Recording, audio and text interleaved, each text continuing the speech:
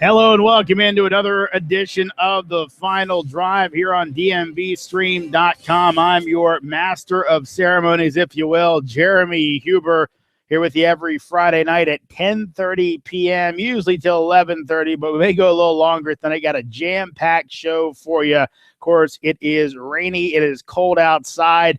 The high school football schedule really spread out over 5 days this week in the DMV. Saw teams play Thursday. A lot of Virginia schools did that. A lot of Maryland schools sticking with it, playing tonight or in the afternoon to try and beat some of the heavier stuff going on right now. Also, some teams going tomorrow and some teams playing on Sunday in the WCAC. Then a lot of schools in Maryland playing on Monday. So we will see it all over the slate. You really could see a lot of high school football this week if you're so inclined. We're going to get you up to date on everything pretty much so far in the area. Remember, you want to interact with us, you can do it. You do it by tweeting us at DMVStream, hashtag it with DMV Final Drive. Again, that's DMVStream, hashtag it with DMV Final Drive. Want to let us know about a score we may not have. Let us know about something we didn't see at one of the games tonight, an performance that impressed you. Go ahead and do it all. Again, on Twitter, DMVStream, hashtag it with DMV Final Drive. Again, DMVStream, hashtag it with DMV Final Drive. Well, let's go ahead and get started with our scores. Going to run them all down, and we're also going to run down games that have been postponed, moved, let you know all about that. We're going to do all that first up. Again, before we get to that, though, I want to let you know, got a lot of guests on the show tonight. We'll run those down for you right now. We will hear from the head coach of the third-ranked Lake Braddock Bruins, Jim Poitras, talk about his team's win over Centerville last night, an impressive one for the Bruins. Also, Robinson head coach Scott Bossler will join us. His squad moving to 2-0 in Concord District play with a win last night over Chantilly. Ryan Smith, head coach of Brentsville in Prince William County, his team 5-0 on the season after a big win over Manassas Park. He'll join the show tonight. Also, Robert Harris, head coach of the Carroll Lions, his squad looking to move to 5-0 on the season as they take on McNamara on Sunday. We will hear from the head coach of the resurgent Archbishop Carroll Lions. Nick Goodmalloy, the head coach of Annapolis, his team with a big upset tonight over Arundel. We will hear from him. Also, Mike Nesmith, the head coach of the Paint Branch Panthers, his team staying undefeated with a win over Blair tonight. But we'll start right at the top. DeMatha in action. That one's still tomorrow, a 3 p.m. start for the Stags, ranked number 1 in the area, as they'll take on number 7 St. John's at St. John's. Again, a 3 p.m. Eastern start. If you want to check that one out, should be a great one in the district. Number 2, Damascus rolled over Wheaton. They played that one at Wooten because of the weather, 54-6. Swarming Hornets 5-0 now on the season. We mentioned Lake Braddock and their win. The third-ranked Bruins 33-7 over Centerville last night. Number 4, South County rolled over TC Williams 42-2. It was number 5, Old Mill over Chesapeake 30-0 as the Patriots moved to 5-0 on the season. It was Westfield over Oakton last night 38-7. Tyler Scanlon, 5 touchdown passes for the Bulldogs, 2 to Sean Eckert, who had 4 catches for 161, 3 to Taquan Jones, that is, 5 catches for 54 yards for him. Number 8, Duval, they'll take on High Point. That one has been was postponed, was scheduled for tomorrow originally. They have moved that one.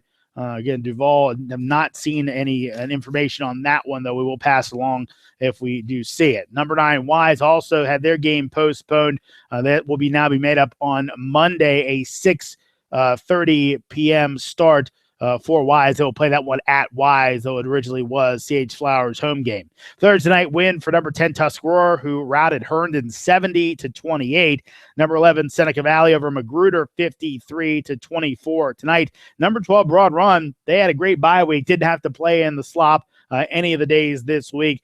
They are off. They'll play Yorktown next Friday night. Number 13, Northwest. Big game against Sherwood. They will play it tomorrow night, 6:30 start. Number 14, Quince Orchard played tonight. Rolled over Gaithersburg 42-12. Number 15, Good Counsel in action against O'Connell. That one scheduled for a 1:30 start tomorrow. Number 16, Howard holds off the upset bid of Oakland Mills. The Lions, the only undefeated team in Howard County now, as they beat the Scorpions 29-22. Malik Anderson, 181 on the ground for Howard, also had 2 touchdowns, both in the fourth quarter. Number 17, Gonzaga, they're at St. Mary's Riken on Sunday and a 4 p.m. start. Number 18, Paint Branch beats Blair 12-6 tonight. It was number 19, Spalding over Loyola Blakefield. Loyola Blakefield, that is 34-13. Evan Falkman had 3 total touchdowns for Spalding. Let's look at our Thursday night action in Maryland. Chopticon beat Huntingtown 17-15 to move to 4-1 on the season. They'll have a big one next week against North Point. Calvert over Leonardtown last night, 30-3. It was Northwood over Einstein, 30-7. Watkins Mill beat Poolsville 13-7. Your Thursday Virginia action. Champ routed Skyline 43-7. Edison all over Stewart 34-7. Langley beat Fairfax 36-0. It was Marshall, a nice win for them as they beat Falls Church 42-6. Statesman, I believe, staying undefeated in conference play and maybe eventually setting up a nice game with Wakefield that could decide the conference champ in that conference in Virginia. It was Colonial Forge over Garfield 46-7. George Mason beat Strasburg 22-0. Hilton had an exciting one. They beat Freedom of Woodbridge 34-33 in 4 overtimes to move to 5-1. Bulldogs stopped Freedom at the goal line on a 2-point conversion to get the win.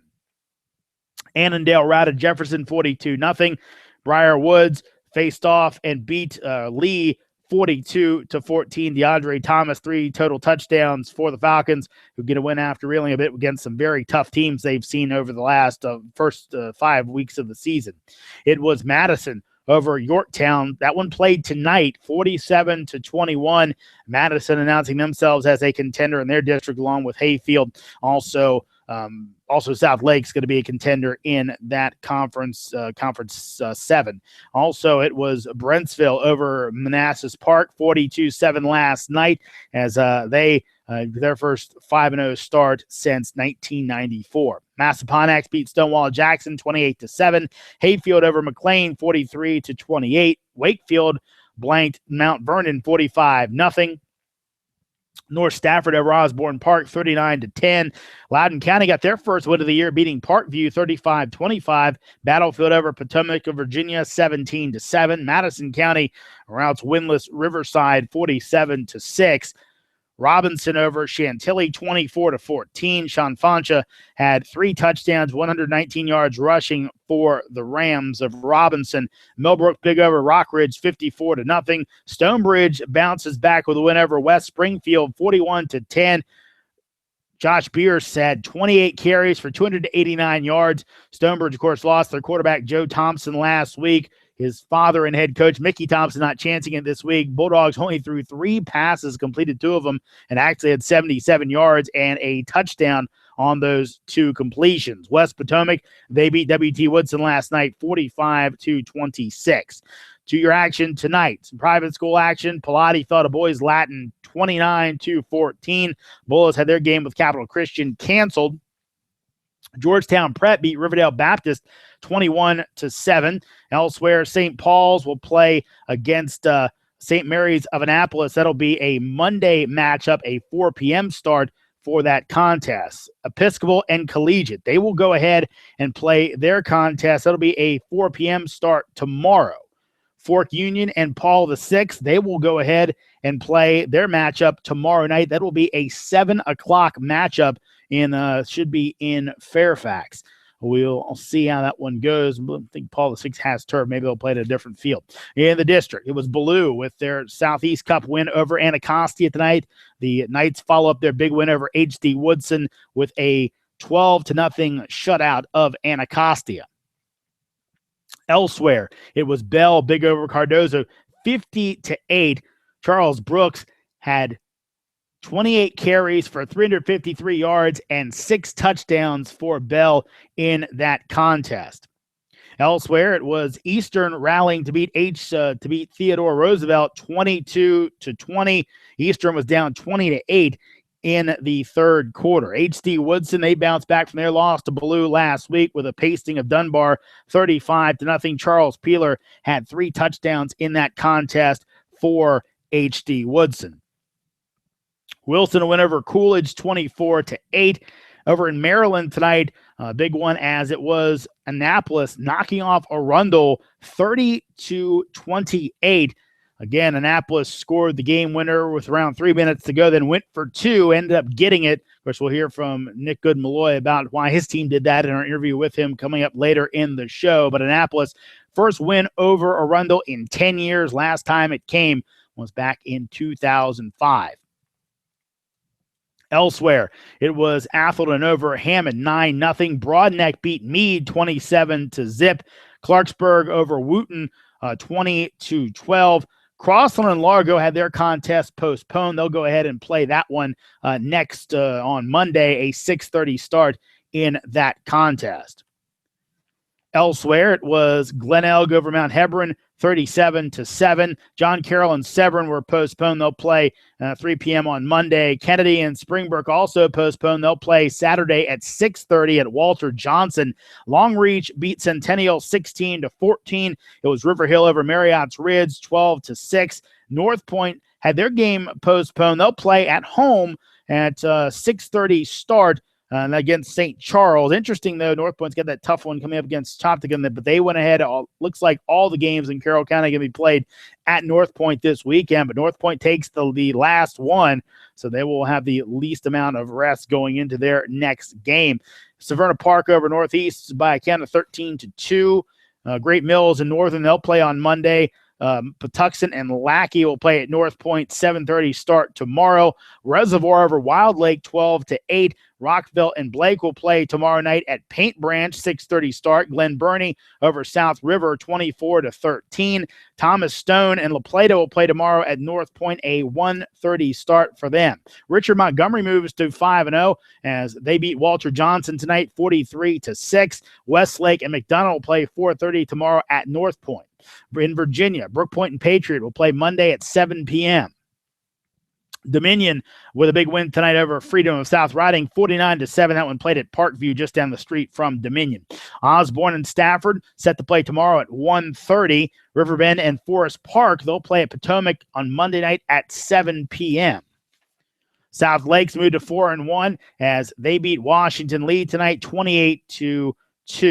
Some other games to look at on the weekend. I want to run these down as well. In the district, DeMatha and St. John's, a 3 o'clock start. Flint Hill and St. Albans, a 2 o'clock start.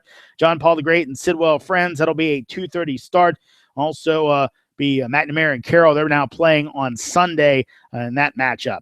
Maryland, Bethesda, Chevy Chase, and Landon. That'll be a 1 o'clock start. Whitman hosting Churchill at Wooten at 2:30. National Collegiate and Seed play at 1. North County and Southern at 1 o'clock tomorrow. Potomac School and St. James, they'll play at 3:30 tomorrow. Virginia, Avalon travels down to Woodbury Forest for a 2 o'clock start. National Christian at Fredericksburg Christian for a 2 o'clock start. St. Stephen, St. Agnes at Bishop Ireton. That one also scheduled for 2 o'clock. Sunday, Gonzaga takes on St. Mary's Riken in a 4 o'clock start. Some other games originally that were postponed without any makeup dates set. They include Bowie and Laurel. That'll now be a 3:30 start on Monday. Forestville and Friendly will play at 3:30 on Monday at Oxon Hill. Also, Suitland and Northwestern will play Monday at 3:30. Some other games still waiting on some more information on. Bladensburg, Eleanor Roosevelt, Douglas and Central, Fairmont Heights and Gwynn Park. Also, Oxon Hill and Surrattsville and Potomac and Parkdale. So that's your complete rundown of what is going on when it comes to all our games tonight, yesterday, coming up, and also games that were postponed. One game that was played today, played actually in the afternoon. It was Paint Branch and Blair as the Panthers go ahead and get a win over the Blazers, a 12-7 win. Paint Branch ranked number 18 in the area. They're able to go ahead, hold on, and get the win as they move to 5-0 in what could be a crowded playoff positioning for them. had a chance to catch up with their coach before the contest, or actually after the contest, Michael Nesmith, coach of the Panthers. Talked to him after the game, after his team's win over Blair. And first off, I asked him about how his team was able to deal with the monsoon-like conditions they had to play in.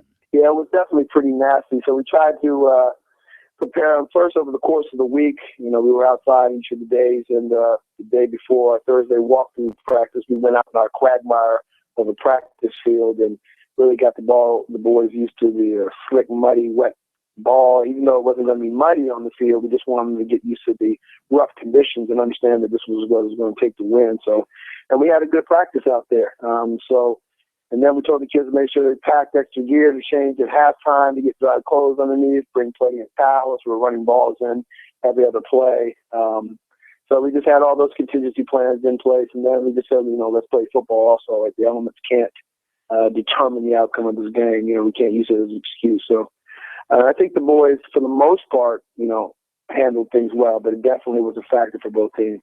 Yeah, and looking at it, in addition to the fact that the weather was bad, it was obviously a closely competed game. You guys and Blair always seem to do that, at least since they've kind of resurged back into a pretty good program again.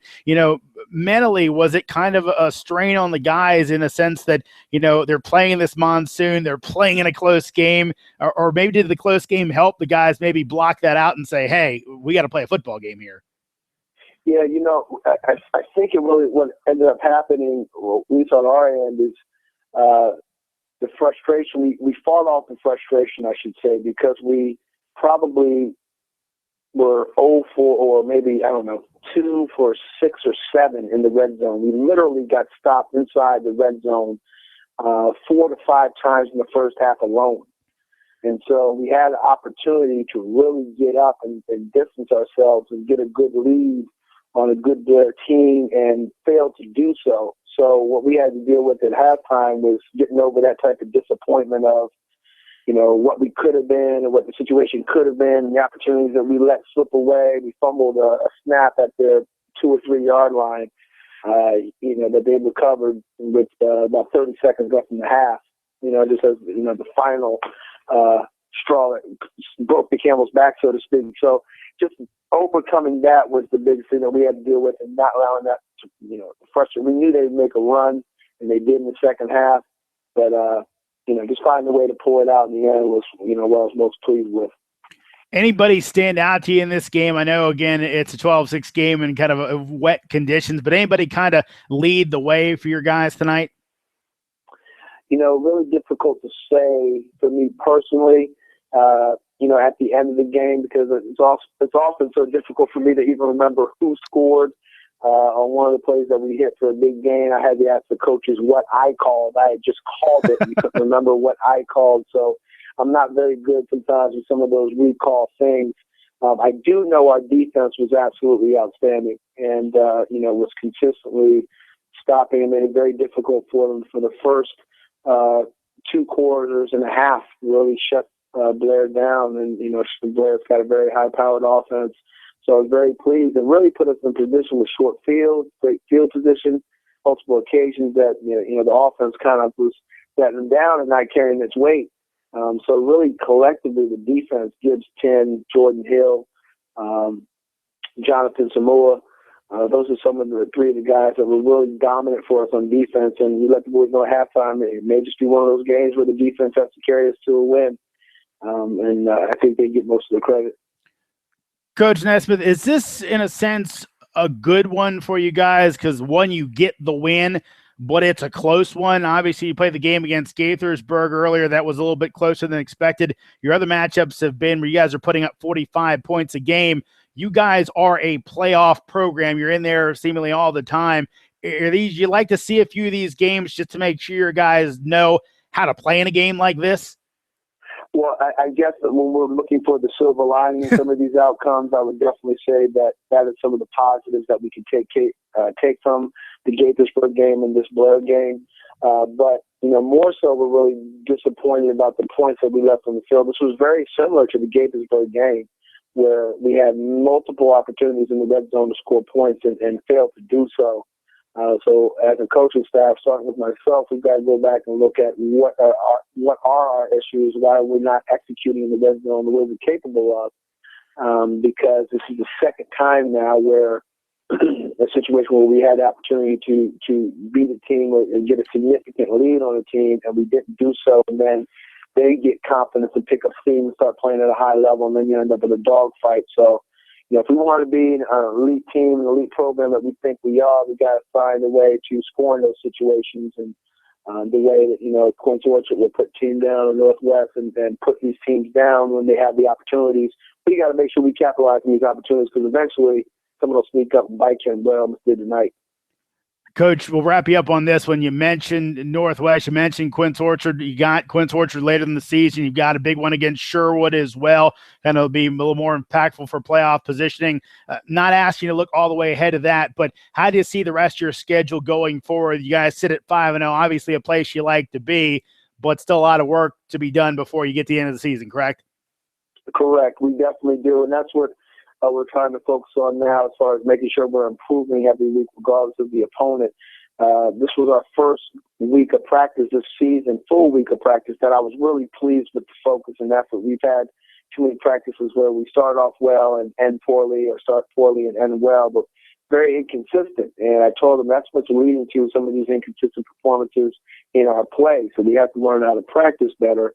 And, I think we started to do that this week. Even though the game was close, we did practice at a high level. So we're looking forward to doing that during the rest of the season. It's going to be critical in the second half of the year. If 3 of the 5 opponents are playoff possible teams, especially Sherwood and Quince Orchard being outstanding programs. Springbrook seems to be improving on the rise and has playoff aspirations. And then we have Northwood and Einstein, 2 teams that are really struggling so far this year. But each week we've got to get better. Tighten up certainly our red zone offense, and hopefully take it week by week, as cliche as it is, getting better each week, and hopefully find a way to pull off those 2 big games and secure a high seed in that 4A North. Coach, obviously your guys have done some good things so far, and I'm sure more will be coming down the line. Head coach Michael Nesmith of the Paint Branch Panthers, his team with a 12-7 win over Blair tonight. Coach, congratulations, and thanks for joining us. Thank you so much for having me. I really appreciate it. And obviously, Coach, getting a win, that's the most important thing, especially on a night like this. Crazy things can happen when you're playing conditions like the Panthers did the Panthers did tonight against Blair, and his guys able to go ahead and persevere and get the victory to stay unbeaten on the season. Coming up, we will hear from the head coach of the 3rd-ranked Lake Braddock Bruins, Jim Poitras. Also, we'll check in with the head coach of the Annapolis Panthers, Nick Gooden-Malloy. His team with a big upset tonight. We will hear from both those guys coming up here on the Final Drive. Remember, if you want to hit us up, do it on Twitter. Tweet us at DMVStream, #Final Drive. Again, that's DMVStream, hashtag it with DMV Final Drive. Looking for some of the best barbecue in the area? Well, then come on down to Monk's. Monk's Barbecue has all your favorites. Delicious pulled pork, tender, moist brisket, and dry rubbed ribs that just fall off the bone, as well as specialty items like pulled chicken, pastrami, and Kansas City burn-ends. Add in delicious sides like Monk's Special Baked Beans, smoked Gouda mac and cheese, vinegar coleslaw, and many more, and you can't get any better. That's Monk's Barbecue in the heart of Loudoun County, online at monksq.com. That's monks and the letter Q.com. And go to their Facebook page to find out more about their live music and drinks. DMVSTREAM.com produces live broadcasts for professional, semi-pro, and amateur sporting events, as well as colleges, universities, high schools, AAU, and youth tournaments in the Mid-Atlantic. With a client list that includes ESPN, The Washington Post, Monumental Sports Network, CBS.com, USAFootball.com, USLacrosse.org, NCAA.com, the National Federation of High School Sports, and Georgetown University, among others, Synthesis Multimedia has emerged as the Mid-Atlantic's top provider of sports multimedia. Contact us today to learn more about streaming your events live. Are you a fan of high school sports? Does high school sports attract the type of customers you want for your business? If so, then consider advertising here on The Final Drive. The Final Drive on DMVStream.com is a weekly show dedicated to high school football in the District, Maryland, and Virginia. We update scores and talk to the movers and shakers from Friday night's top games, and we preview the big matchups from Saturday's action. So consider being a part of the Final Drive. For more information about advertising on the Final Drive, contact Jeremy Huber at jrh0001@gmail.com. That's jrh0001@gmail.com. Montgomery Shade and Awning is a third-generation family business that sells and installs shade systems utilizing awnings and canopies. They specialize in both commercial and residential awnings and have been serving Northern Virginia since 1975. So check out what Rob, Lewis, Brian, and Tom can do for you. Montgomery Shade and Awning. Call 1-800-300-1941 or find them online at montgomeryawning.com. And welcome back into the Final Drive. Jeremy Huber with you on this rainy night where we've got all the high school action spread out just a bit in the area. Thursday stuff, Friday stuff, Saturday stuff, Sunday and Monday, but wrapping you up and getting you up to date on every single thing that happened. I'm going to head back to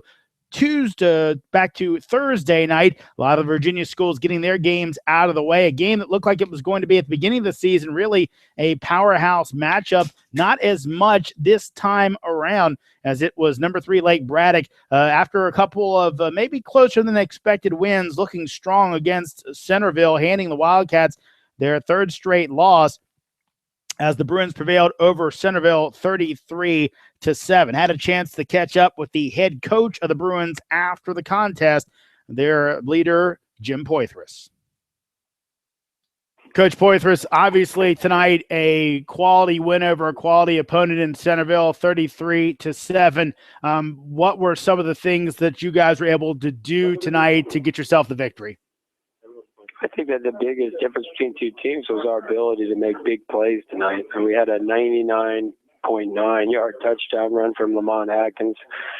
He had a huge night. We got, a couple picks that were important. We recovered a fumble.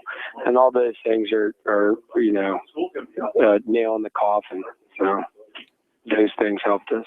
Yeah, on the offensive end, you talked about it, Vic. Lamont Atkins with the touchdown run. He had the long one, had 2 for the game. Kyle Edwards, his usual great self with 2 touchdown passes. Was the offense what you were looking for balance-wise? I wouldn't say exactly what we wanted. I mean, we sputtered a little bit here and there, and then in the second half we were able to gain control of the game. So second half I was pleased with our effort. In the first half our pass deflections were a little shaky here and there, but we did enough. I mean, I think we have a good team. I don't know that we're a great team by any means, but we're going to have to continue to improve and get better. Coach, you mentioned the defense. You mentioned some of the interceptions. Ibrahim Mansoure had 2 picks, one of them returned for a touchdown. Talk about his performance and the defense as a whole. Well, the defense was very steady. We bent a lot. I mean, they were able to control the ball, on a couple drives in the first half, and then again toward the end of the game. So we want to clean those type of things up. Again, though, we weren't giving up too many big plays. Anything like a plus 15 run or something like that. So they had to earn everything.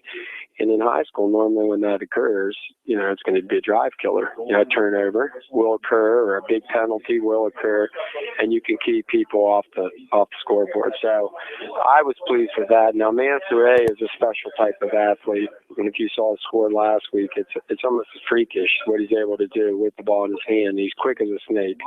And, I was glad that he was able to, we started breaking on the ball better than we had in the past couple of weeks, and those ended up being picks.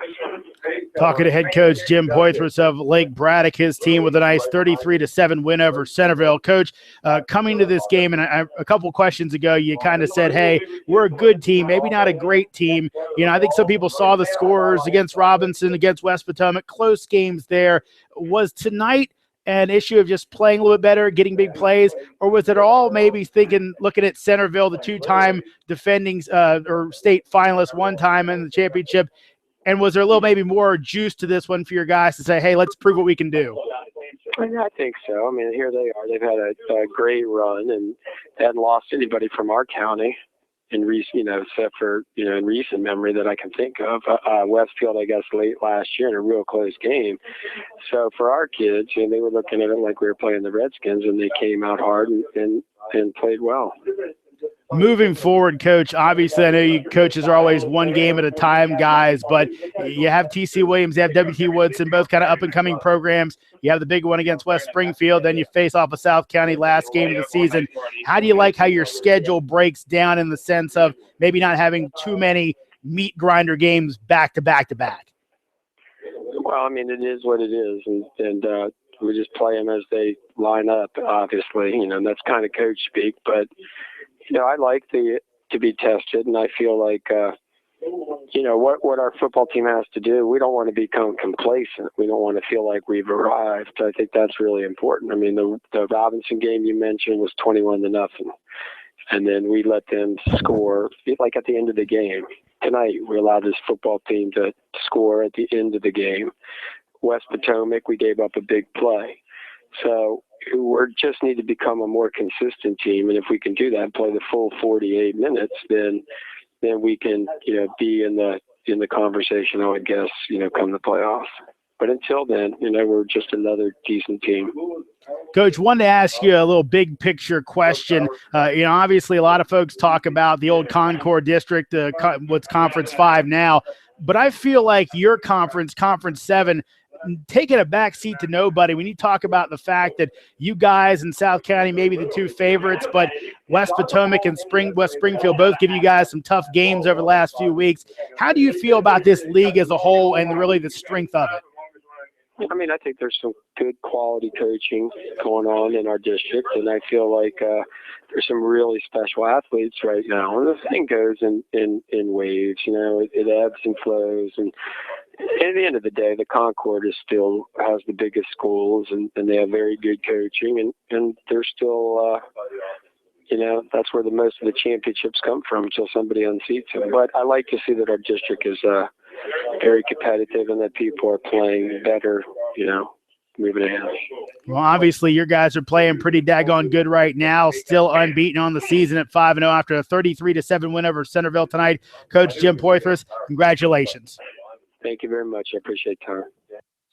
And, of course, Coach Poythress's guys really could be ending up with what could be a top 5 game to end the season. They and South County seem to be on a collision course to go ahead and face off. Last game of the season will be for the conference championship, also for maybe top seeds as we move through. And it's again, South County beat Westfield already, so those 6A schools kind of vying for the top seed in 6A North in the playoffs and home field advantage throughout. That game could be for it between Lake Braddock and South County. Braddock has West Springfield before that game. South County has a tough West Potomac team. Play that one the week before they play Lake Braddock, in which should be an excellent matchup between those two teams. Again, could really decide things in Conference 7. Joined now by the head coach of the Annapolis Panthers, Nick Goodmalloy. His squad with a very nice win tonight, knocking off Arundel 30-28. Coach Goodmalloy, thanks for joining us. My pleasure. Thanks for having us on.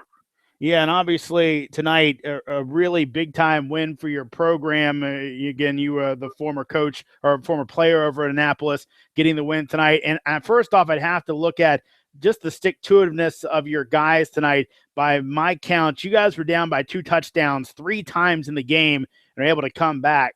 Talk about how your team was able to accomplish that. That's been something for the last 4 years that we've all been together. That's been a huge focus. That's not by accident. We preach daily about dealing with adversity and handling tough situations on and off the field. And, that's really something that this year, not just tonight, but it's really seemed to click and resonate with a lot of our guys, when things aren't going well, responding and accepting and taking on challenges. So that was tonight was kind of a culmination of what we've been working on for 4 years. Yeah, and obviously tonight it seemed like that confidence. It seemed like you had a little confidence tonight, or maybe you didn't have confidence. You went for 2 at the end of the game instead of kicking a conversion. Any reason behind that? We go for two every time. That didn't really have anything to do with the situation early on in the season. We were having trouble with extra points and the mechanics and everything. So that's just been our approach since then, is we're going to go for two, and that's our mindset. So something that we work on every day in practice. So. Now, tonight, it seemed like you guys had some nice games on the offensive end. Davis and Huff looked like they did some pretty good things. Talk about your offense and what they were able to do, scoring against an Annapolis team that can really put some points on the board. First and foremost starts with the offensive line. That's been a group that's been steadily improving. We have a good mix of some young guys as well as some veterans, and they've been gelling and improving bit by bit each game. But it's no secret we're very, very fortunate to have some outstanding playmakers, a lot of different guys. Our philosophy is to take advantage of our different playmakers and get those guys touches, and they definitely made the most of it. Senior Monteith Davis, I talked to him after the game. I remember his sophomore year playing up at Arundel, and just to see the growth in him as a football player has been amazing, and he made a ton of big plays. And then at the same time, we have a young guy like Omar White, who's a sophomore, making some big-time plays. And juniors, Trey Gross and Tyson Queen out there playing receivers. Cameron Hugh is a junior. So we don't just have one guy. We're a team, and offensively we played as a team, and different guys rose to the challenge when their number was called. Coach, earlier in the season, you guys played a really quality broadneck program, and they kind of took it to you, at least on the scoreboard, in a game that you guys really were pointing to as you came into it undefeated. What did your guys learn from that game that you're able to take into a game against an Arundel team who's on that level as well? Yeah, I mean, we obviously Broadneck and Arundel are both quality programs and been having a lot of success over the years. And, we don't feel like it even tonight, to be honest with you. We're very excited and very pleased with the outcome of the game, but we still feel like our best football is ahead of us. We don't think, Broadneck, not take anything away from them. They beat us. We don't feel like we played our best that game. Last week against South River, we were fortunate to win the game. We don't feel like we played our best. Tonight, there's still a lot of things that we need to improve on, the players and the coaches. And, so we still have a lot of work to do. It's still obviously very gratifying to get this win. And we're going to be excited and we're going to be happy tonight. And then we got to get back to work. Coach, one more, we'll let you go. And obviously, like I mentioned in the beginning, you are an Annapolis grad, a very good player there. You come back to Annapolis after a stint at Glen Burnie. How proud are you of the fact of kind of coming back and be able to work with this program? And are there some folks maybe because you are there that have maybe been a little more jazzed about the program and where it's kind of building to? I had an amazing experience playing football here. That was a long time ago at this point. But, a lot of guys on our staff all played here as well. And I don't think that's an accident or by mistake. Guys that come through this program, they love it and have a ton of pride in it. And, through the ups and downs, love Annapolis football. We got guys like Darnell Ravenel and Mike Melton and Ray Pack that are all graduates of here, and we all played together. And so it's a lot of fun being back here, and we love it. We're very lucky to have this opportunity to coach these kids. We have great kids. Annapolis has great kids. We got a great administration. Can't do it without them. So we love it. Well, I'm sure they love you as well. Nick Good-Malloy, your Annapolis Panthers again with a 30-28 win over Arundel tonight. Congratulations on the win, and thanks for joining us. Thank you. Coach Malloy getting his alma mater going. We got another guy who's gotten his alma mater going, and that would be Robert Harris, the head coach of the Carroll Lions. We will hear from Coach Harris coming up in just a bit here on the final drive. Also get you up to date on some scores after the break. Again, you want to get in touch with us, do it via Twitter at DMVStream. Hashtag it with DMV Final Drive. Again, that's DMVStream. Hashtag it DMV Final Drive. Looking for some of the best barbecue in the area? Well, then come on down to Monk's. Monk's Barbecue has all your favorites. Delicious pulled pork, tender, moist brisket, and dry rubbed ribs that just fall off the bone, as well as specialty items like pulled chicken, pastrami, and Kansas City burnt ends. Add in delicious sides like Monk's Special Baked Beans, smoked Gouda mac and cheese, vinegar coleslaw, and many more, and you can't get any better. That's Monk's Barbecue in the heart of Loudoun County, online at monksq.com. That's monks and the letter Q.com. And go to their Facebook page to find out more about their live music and drinks. DMVSTREAM.com produces live broadcasts for professional, semi-pro, and amateur sporting events, as well as colleges, universities, high schools, AAU, and youth tournaments in the Mid-Atlantic. With a client list that includes ESPN, The Washington Post, Monumental Sports Network, CBS.com, USAFootball.com, USLacrosse.org, NCAA.com, the National Federation of High School Sports, and Georgetown University, among others, Synthesis Multimedia has emerged as the Mid-Atlantic's top provider of sports multimedia. Contact us today to learn more about streaming your events live. Are you a fan of high school sports? Does high school sports attract the type of customers you want for your business?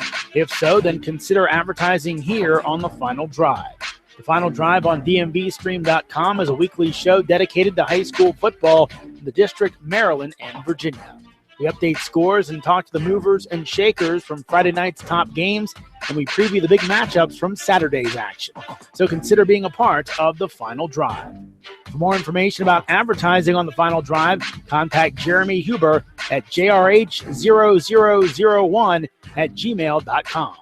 That's jrh0001@gmail.com. Montgomery Shade and Awning is a third-generation family business that sells and installs shade systems utilizing awnings and canopies. They specialize in both commercial and residential awnings and have been serving Northern Virginia since 1975. So check out what Rob, Lewis, Brian, and Tom can do for you. Montgomery Shade and Awning. Call 1-800-300-1941 or find them online at montgomeryawning.com. Welcome back into The Final Drive. We'll hear from the head coach of the Carroll Lions, Robert Harris, in just a bit, talking about his team's matchup against the McNamara Mustangs coming up on Sunday. But want to get you all the scores, get you up to date on everything going on. Of course, games that are coming up, so many of them because of the wet weather this weekend. Let's start right at the top. Number 1, DeMatha taking on number 7, St. John's. Big one tomorrow. That will be a 3 p.m. Saturday start. Number 2, Damascus. Big tonight all over Wheaton. 54-6 to move to 5-0 on the season. Number 3, Lake Braddock beat Centerville on Thursday night, 33-7.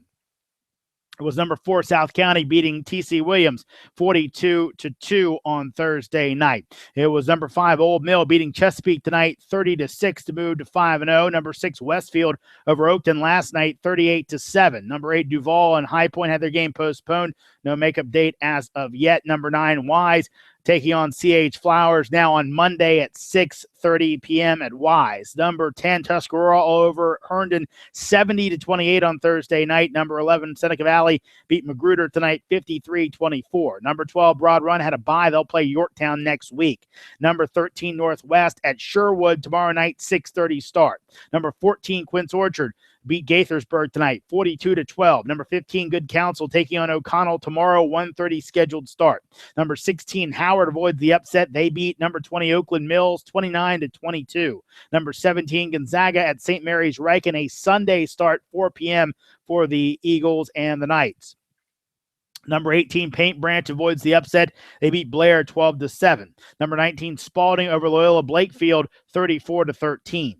Thursday night action in Maryland. It was Chopticon over Huntingtown 17-15. Calvert beat Leonardtown 30-3. Northwood over Einstein 30-7. Watkins Mill edged Poolsville 13-7. Virginia Thursday action. Champ beat Skyline 43-7 to stay unbeaten on the year. It was Edison over Stewart 34-7. Langley beat Fairfax 36-0. Marshall over Falls Church 42-6. Garfield fell to Colonial Forge 46-7. George Mason beat Strasburg 22-0.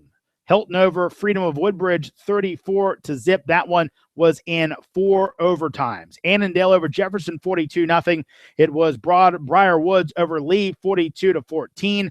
Madison faced off against Yorktown tonight. Warhawks win that one 47-21. Brentsville moved to 5-0 as they beat Manassas Park 42-7. Massaponax over Stonewall Jackson 28-7. Hayfield beat McLean 43-28. Wakefield over Mountain Vernon 45-0. North Stafford beat Osborne Park 39-10.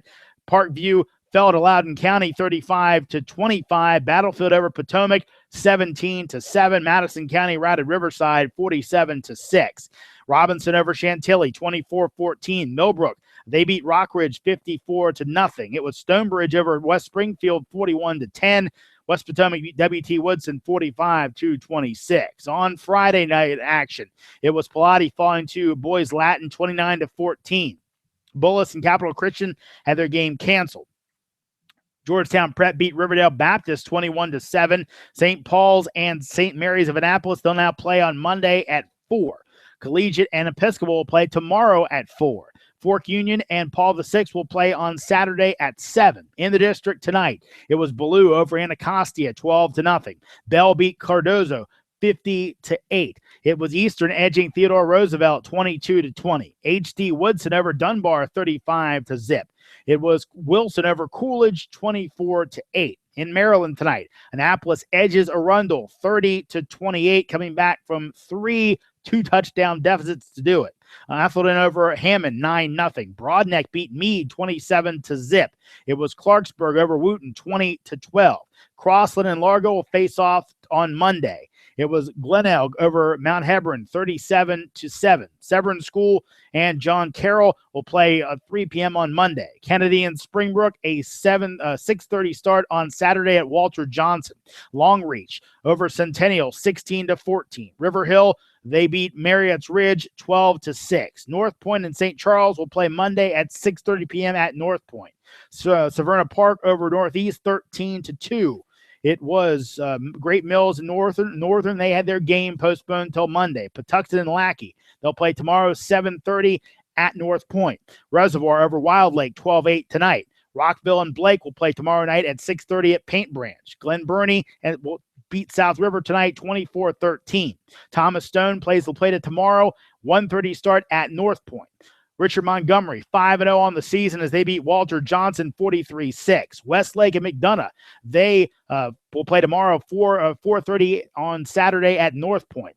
It'll be actually Virginia action that was scheduled for tonight. Brook Point and Patriot now play Monday 7 o'clock. Dominion did play tonight. They routed Freedom of South Riding 49-7. Osborne and Stafford play tomorrow at 1:30. It was Riverbend and Forest Park. That one now a 7 p.m. start on Monday. South Lakes moves to 4-1 as they beat Washington Lee 28-2. Action tomorrow in the district. DeMatha and St. John's, 3 o'clock start. Flint Hill and St. Albans, that's a 2 o'clock start. John Paul the Great at Sidwell Friends at 2:30. McNamara and Carroll, that actually now a Sunday matchup. In Maryland, Bethesda Chevy Chase at Landon, 1 o'clock start. Churchill and Whitman, 2:30 at Wooten. National Collegiate and Seed at a 1 o'clock start. North County and Southern at 1. Potomac School and St. James, they'll play at 3:30 tomorrow. Virginia, Woodbury Forest hosting Avalon at 2. National Christian and Fredericksburg Christian, that one at 2. St. Stephen, St. Agnes, and Bishop Ireton at a 2 o'clock start. Also on Sunday, scheduled for Sunday, St. Gonzaga and St. Mary's Riken, 4 o'clock start there. Some other makeup dates: Bowie and Laurel, 3:30 on Monday. Forestville and Friendly, 3:30 on Monday at Oxon Hill. Suitland and Northwest on Monday at 3:30. Other games not yet announced what they'll be doing: Bladensburg, Eleanor Roosevelt, Douglas and Central, Fairmont Heights and Gwynn Park, Oxon Hill and Surrattsville, and Potomac of Maryland at Parkdale. course, a lot of those squads in PG County. Of course, the new coach of the Carroll Lions, also from PG County, actually did his coaching from in PG County at Surrattsville. Now he's at Carroll and has the Lions in a 4-0 start as they head into their matchup this weekend against McNamara. It's Robert Harris. Caught up with Coach Harris earlier today and asked him all about that game against McNamara and his rebuilding of the Carroll program. Coach Harris, obviously you guys off to one of the better starts that Carroll's seen in a long time, your best since 2010, that is. Your first conference win last week against O'Connell since 2011. We'll get to the game against McNamara coming up, but I want to go quickly back to that game. Obviously, I was reading up some of the things, and one of the things you really stress with these guys is making sure you take care of the little things. Well, interestingly enough, you started things off with two returns for touchdowns early on. Does that give your guys a little bit of extra confidence, kind of kicking things off in the right way to go out and kind of end that winless streak? Yes, I'm sure that definitely gave the team a lot of confidence, being able to go up 2 scores after we had a fumble on the opening kickoff, and being able to bounce back from that real fast. I'm sure that gave us the life that we needed to overcome and take care of that, getting that first conference win. Yeah, Lawrence King with the 2 returns there, kind of one of the explosive guys. You got Keon Singleton as well, who's done some big things as well. It's funny, and people point out you guys have a lot of really good players on this team. Does it seem to you like some of the talent that's been there at Carroll is starting to come together and gel this year? Well, yeah, I think that they're definitely coming together and gelling as a team, and the talent has definitely been here in the building. I think along with the coaching staff that I've assembled, it's just really coming together across the board. Now, looking at your squad, obviously, you got guys on both sides of the ball. Who are some folks, we mentioned the 2 guys before, who are some folks that maybe people should know that they may not know right now when it comes to kind of leading this Carroll resurgence? Well, I think everybody, as you said, everybody knows our 2 All-American linemen, Richard Barrett and Jawan Williams. But to go along with those guys, we have another 5-star DB and Deion Jones, who's a junior that a lot of folks know, but maybe under the radar for others. And then Keon Singleton and Lawrence King, I think those 2 have really begun to shine very bright, as well as Trayvon Shorts, Kendall Bird, Jerome Brooks, Tyreek Ransom, and even our quarterback, youngster Jermaine Waller. These guys are playing tremendously, along with Richard Butler, who's also playing defensive end and tight end for us, who's also a senior. But unbeknownst to a lot of folks, we have a lot of youngsters in that group. Josh Mackel is a sophomore who's starting at right guard, as well as Carlo Jones, who's also a sophomore who's starting at the other defensive end opposite Richard Butler.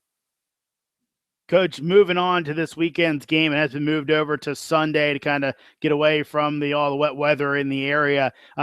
Give me your take on this McNamara squad. They've had some highs, they've had some lows, obviously made the playoffs last year for the first time in a long time. What do you look at when you look at this McNamara team?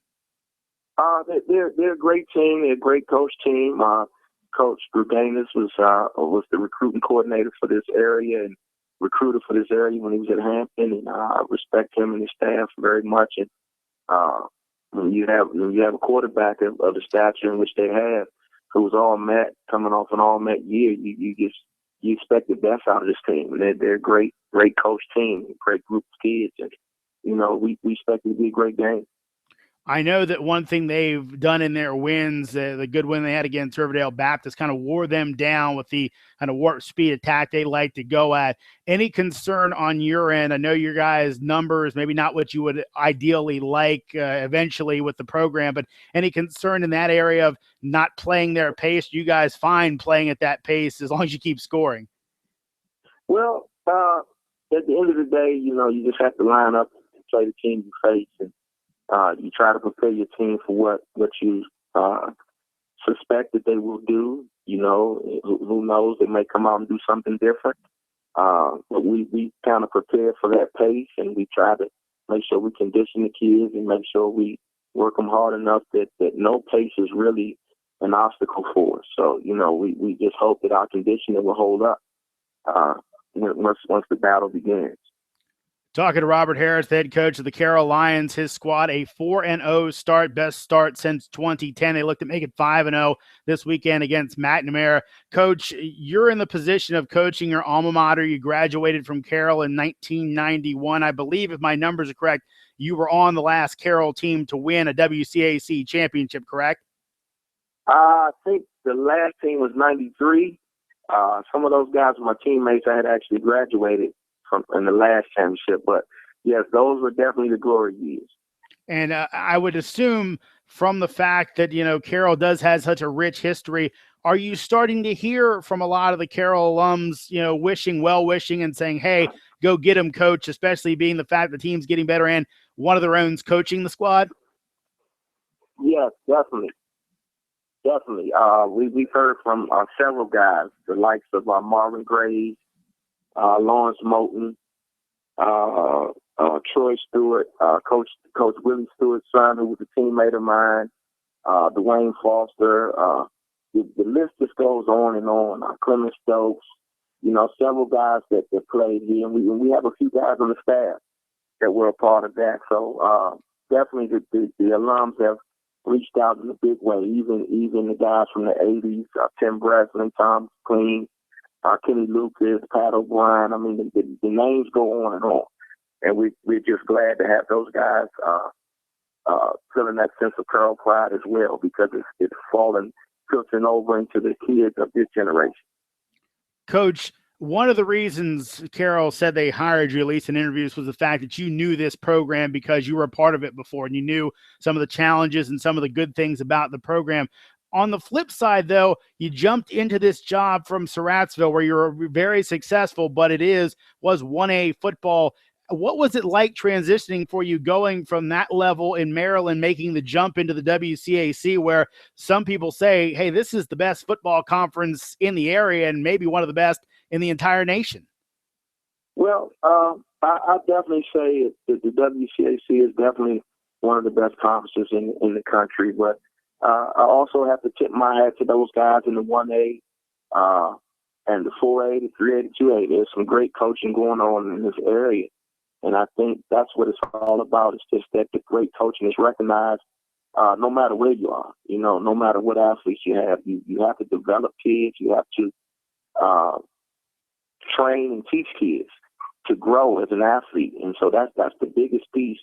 And then you have to be disciplined. You have to stick with what you know. And it's at the end of the day, it's still football.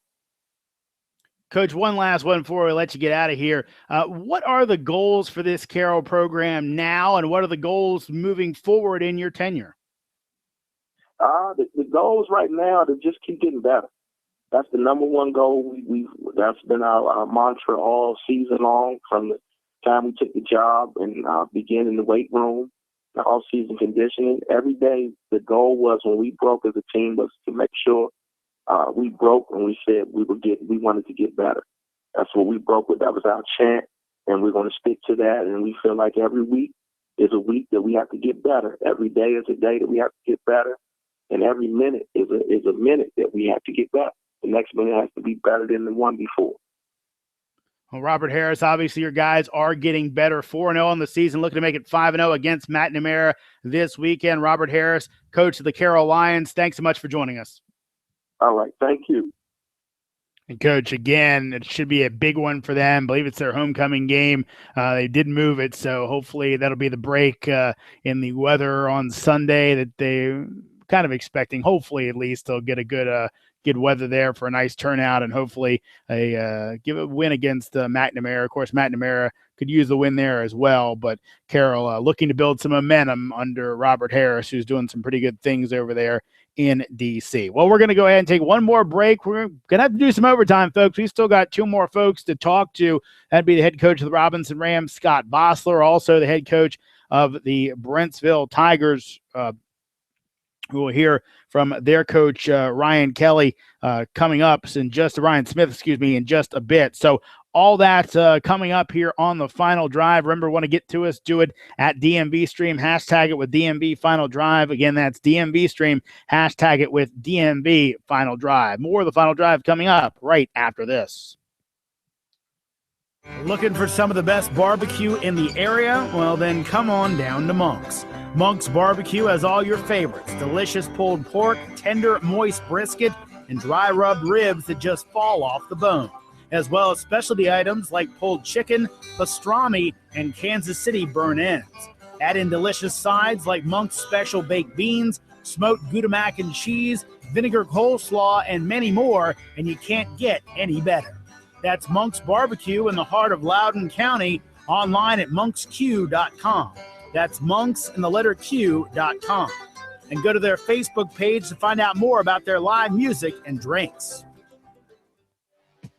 DMVSTREAM.com produces live broadcasts for professional, semi-pro, and amateur sporting events, as well as colleges, universities, high schools, AAU, and youth tournaments in the Mid-Atlantic.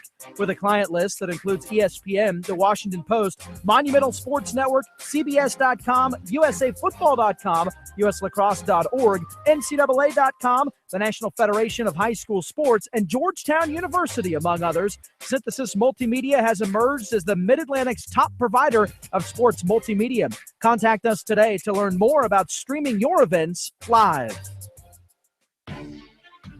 Are you a fan of high school sports? Does high school sports attract the type of customers you want for your business? If so, then consider advertising here on The Final Drive. The Final Drive on DMVStream.com is a weekly show dedicated to high school football in the District, Maryland, and Virginia. We update scores and talk to the movers and shakers from Friday night's top games, and we preview the big matchups from Saturday's action. So consider being a part of The Final Drive. For more information about advertising on The Final Drive, contact Jeremy Huber at jrh0001@gmail.com. That's jrh0001@gmail.com. Montgomery Shade and Awning is a third-generation family business that sells and installs shade systems utilizing awnings and canopies.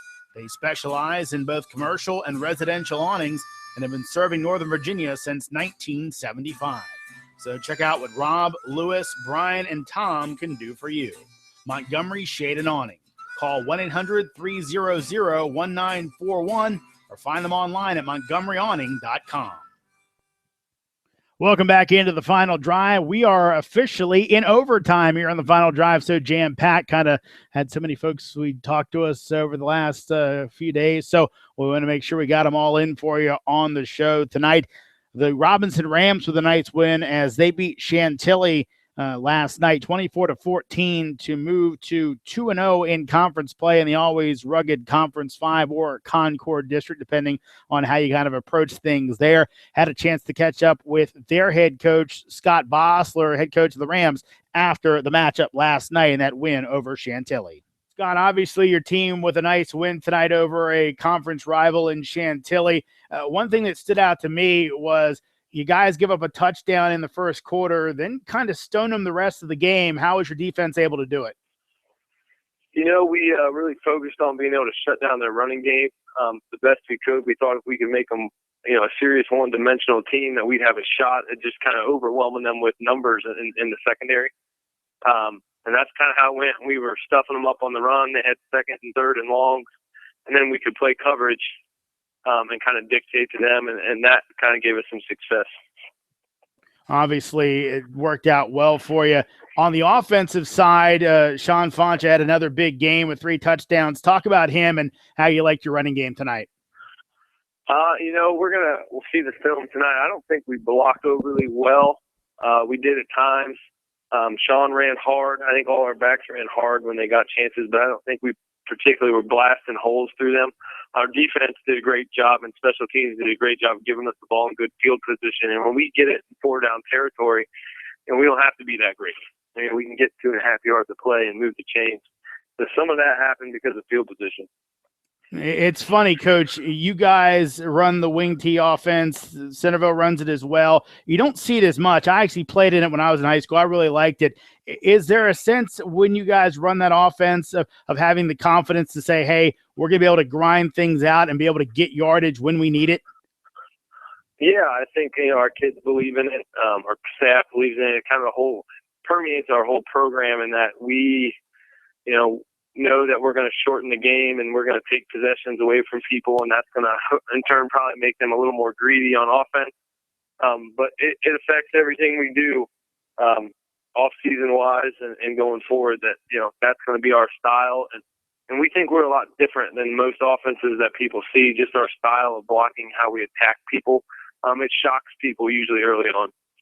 Talking to Scott Vossler, the head coach of the Robinson Rams, his team with a nice 24-14 win over Chantilly tonight takes his team to 2-0 on the season in conference play. Coach, you had an interesting start to the year, had some close games with West Springfield, also one you got into late against Lake Braddock, and you kind of move on now. You've got 2 wins under your belt. How do you see things going forward for you in conference play?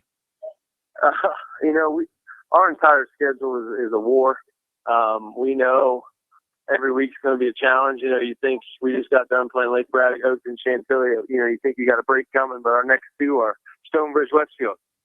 So we know it's going to be a fight every week. We kind of bought into the philosophy after week 1 that we're just going to put everything we have into the game that week and try to find a way to win that one. And we'll do whatever it takes to win that one. And then on Monday, we'll sit back and reload and try to do it again the following week. So, it's just a game-by-game, week-by-week basis. I know that's kind of a cliche, but we feel like that's kind of what we're forced to do schedule-wise. I think that's a good one. As you said, Coach, I was going to ask you about that schedule. You got to it. You talk about not only what some people say is the toughest conference in Virginia football, but then you have to add 2 teams in Stonebridge and Broad Run who are very quality football teams. Who'd you anger to get this schedule this year? I don't know. I thought I was like, maybe I'm the outside guy, that Ohio guy that came here and they wanted to see what we were made of, I guess. But yeah, we got 8 teams that made the playoffs last year, and 7 of those 8 won at least one playoff game. So it's a loaded group of teams that are always good. So we just got to keep working to get better and hope we have a chance when we show up on Friday. Coach, asking you this one. Last year you went 6-0 and then you lost the last 4 games all in conference. Obviously, as you said, it's broken up a little bit with Stonebridge and Broad Run around your conference games. Was there anything you guys kind of tried to this year saying, hey, is there a way we can kind of fix what happened last year at the end of the campaign? Yeah, well, it was our first year in the offense and defense, so we felt like we had a whole off season to kind of figure out how our conference opponents were going to play us. So that experience-wise was great. But then we also really spent a lot of time this offseason working on our toughness, not just physical but mental toughness. We felt like that was something that we needed to address to be able to match up toe-to-toe with the Oakton, Centerville, Westfield, Chantilly, Herndon. Those teams will stand on the line of scrimmage and dare you to come after them, and we needed to be able to match that. And it's paying off right now through 2. We still got a long way to go, so we'll see if it's going to work. And I guess from that comment there, you do feel like maybe especially that and some of the early games, I'm guessing you think you've got a battle-tested squad at this point, correct? Yeah, I think, if we can find a way to get ourselves in the playoffs, we're not going to see anything we haven't run into before. We just got to find a way to get there healthy and get there, period. You think we've beaten these probably 2 playoff teams already, but that's not going to be enough. We're probably going to have to beat 4 or 5 to get in. So, well, obviously, Coach, the way your running game's going, you've been playing some very good ball. Hopefully it will continue. Scott Vossler, head coach of the Robinson Rams, his team with a big victory tonight over Chantilly. Coach, thanks so much for joining us. Hey, thank you. Coach Vossler, that interview from yesterday after his team's win, had a chance today to catch up with the head coach of the Brentsville Tigers, Ryan Smith. His guys with a win over Manassas Park yesterday, one that they should have had, but it moves them to 5-0, their first 5-0 start since 1994. Smith, your Tigers moved to 5-0 last night with a win over Manassas Park, and obviously Manassas Park struggling a bit on the year, but it seemed like your team did what good teams do against teams that are struggling. You kind of put them out of it early and really executed. How'd you like your team's performance in that contest? Very good. We tend to feed off on defense. They played well all year, and they really set the tone from the beginning. I think we recovered a fumble. We were able to get an easy score, and it kind of propelled throughout the night, which is good. Yeah, you guys had 6 fumble recoveries on the night. Have you ever coached in a game with that many fumble recoveries? I have not. I mean, we ended up with a total of 8 turnovers. I've never been a part of that. It was wet, but, really hats off to our nose guard, Andrew Jenkins. He's one heck of a player. He causes a lot of havoc, and it's extremely tough for centers to snap and try to step and block him. So he does a really good job for us. Now, offensively, you guys obviously put up 42 points in the contest, and Eric Jones and Donovan Hollins right now are playing some pretty good ball. Both had 2 touchdowns in that contest, scored 2 the last game out. Talk about those guys and the rest of your offense as a whole. Well, them 2 guys, they bring us a big play material, especially with Deshaun Denny as an offset also. Basically, those 3 backs have really kind of carried us along with Zach Yates, our fullback. They just give a different element. Donovan Hollins is more of the break big ones, with the speed. Eric Jones is more of the downhill runner, can shed tacklers pretty well. They do a really good job. They both play both ways, which is unbelievable. What we're able to get away with and still play at a high intensity is what they do. They're really a big part of how our offense is starting to progress.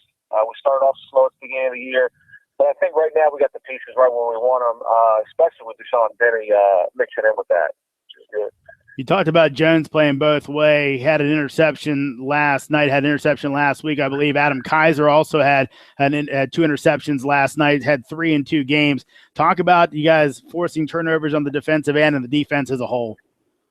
Well, defense as a whole, it starts with our down 3. We're a 50 scheme, odd front. So, those 3 calls havoc. It allows our DBs to really sit back and play the football rather than being on an island all the time. They're able to sit back. We put a lot of pressure on the quarterback due to this 3 down with Seth Rollins, Andrew Jenkins, and Dalton Vickers. They really set the tone, and they allow our other kids to be free because they're taking so much of the pressure off of them. They're able to just make plays and be athletes, which is great. And I think that's really been a toll to us getting a lot of turnovers. Is we're forcing the other offensive people to really do things that they're not used to. We give them no time; they got to really react on the fly, which allows us to pick some balls off and play free, which is great. Talking to Ryan Smith, his Brentsville Tigers win over Manassas Park last night, 42-7 to move to 5-0 on the year. Coach, this is your team's best start as a program since 1994. I remember back in the day, Brentsville, a program really that had a lot of people looking at it because they were doing so well. How is the Brentsville community kind of coming back to you guys with this nice start? It's been great. I mean, they're embracing us. A lot of change went involved with us taking over. I think they've done a good job of sticking it out. They're seeing the results now, obviously, which is great. It's always been a great community. If you remember, it really allowed me to get comfortable is the community and how they embrace us as a staff. We're doing a lot of tailgates for homecoming coming up. You'll see a different atmosphere, I think, come Friday night, especially with homecoming. So. Coach, last year, you guys win your first 2 games, you lose the last 8. This time around, you've won the first 5, but again, you have district play coming up, and you've got some tough teams. You've got Falk here next week. They've been around for a long time. Obviously, Eastern View, Kettle Run, Liberty, big-time team there. You close the season out with Culpeper. How do you guys kind of go into this second half of the season, approaching it and trying to keep what you've built, keep it going against maybe some higher quality teams? Well, I think it's just to continue to work and practice. I think, we're trying to take a different approach and not really worry about, we got 4 4A schools coming up. My goal was to make sure we were able to handle 3A competition because obviously that's what you see in the playoffs. But I think that just having good practice habits and building off of what we've been doing, if we play solid football, I really think we got a good enough team to battle with those guys. They're going to be bigger and stronger than us, but I feel like we've progressed real well in that department too. So it's just keeping them focused. I think the confidence level is getting high to where I think the past is behind us, and I think we're going to be a lot more confident. You'll see with the next upcoming weeks. So, Coach, one more for you. Ask you this, and probably should have got to it earlier in the interview, but we'll ask it anyway. You're a guy who knows that area pretty well. You were an assistant over at Woodbridge. You played at Garfield a while ago. Did that help you at all coming over to Brentsville, at least that you had some familiarity with the program, what it was now and what it was in the past? That definitely did. It's a big difference going from the huge school, the 6A, down to the 3A level. The only little difference is the amount of kids you have, and you have to adapt to that. I think one good thing that helped me was when I got to Brentsville, we got back to teaching the basic fundamentals. And I think when you're at the 6A level, you kind of leave that aspect because they're bigger, they're faster, they're stronger. You have a lot more kids to pick from. That has helped me and our coaching staff tremendously, is to go back and really teach the fundamentals and know that you don't have to do so much. But what you do, you need to be good at it. And I think that's what's really helped me with the transition from Woodbridge to Brentsville. So, well, Coach Smith, what you've been teaching them, they've been pretty good at it so far. A 5-0 start. You'll look for 6-0 next week against Falk here. Coach Smith, congratulations on the good start, and thanks for joining us. I appreciate all the help. And that's going to go ahead and wrap it up for us here on the final drive. Again, a jam-packed show for you. I think our most guests we've had on the show since the end of the season finale of last year. And of course, that was a playoff one, so we kind of just emptied the chamber on that one and made sure we got everybody on talking that. But a lot of guys, of course, a lot of folks to thank as well tonight. Head coach number 18, Paint Branch, Michael Nesmith, for joining us also.